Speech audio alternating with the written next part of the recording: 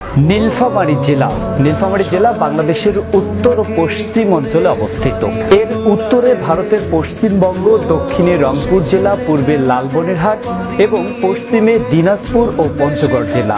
এই জেলাটির মোট আয়তন ১,৫৪৬.৫৯ বর্গ কিলোমিটার। আমাদের এই নীলফামারী জেলাটি হিমালয়ের পাদদেশে অবস্থিত এবং পলল মাটি দ্বারা গঠিত আমাদের এই প্রিয় নীলফামারী জেলাটি। এখানে তিস্তা, যমুনেশ্বরী, চিকলি, ইচ্ছামতি, ধুম, কুমলাই সহ বেশ কয়েকটি নদী প্রবাহিত হয়েছে। ২০২২ সালের আদমশুমারি অনুযায়ী নীলফামারী জেলার জনসংখ্যা ২০,৯৫,৫৬২ জন।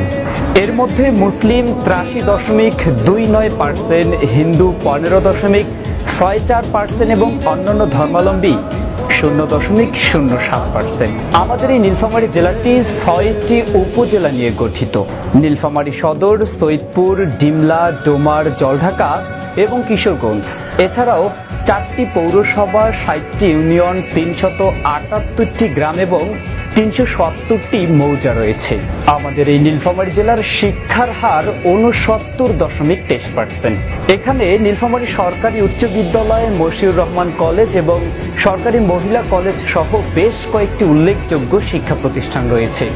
সংস্কৃতির দিক থেকে আমাদের এই নীলফামারী জেলায় সত্য পীরের গান, হাঁস খেলা, মাছ খেলা সহ আরো বিভিন্ন সাংস্কৃতিক অনুষ্ঠান আয়োজিত হয়ে থাকে।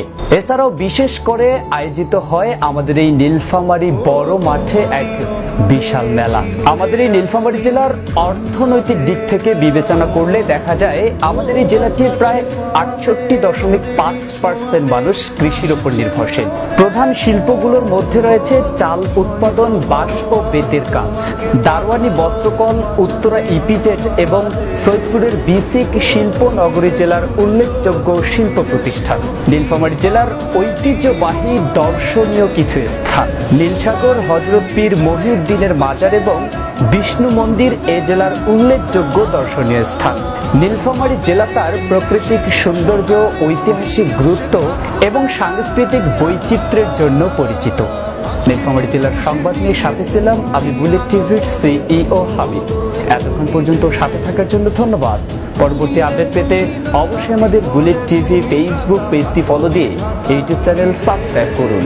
সবার সুস্বাস্থ্য কামনা করে শেষ করছি আজকের মতোই। আল্লাহ হাফেজ।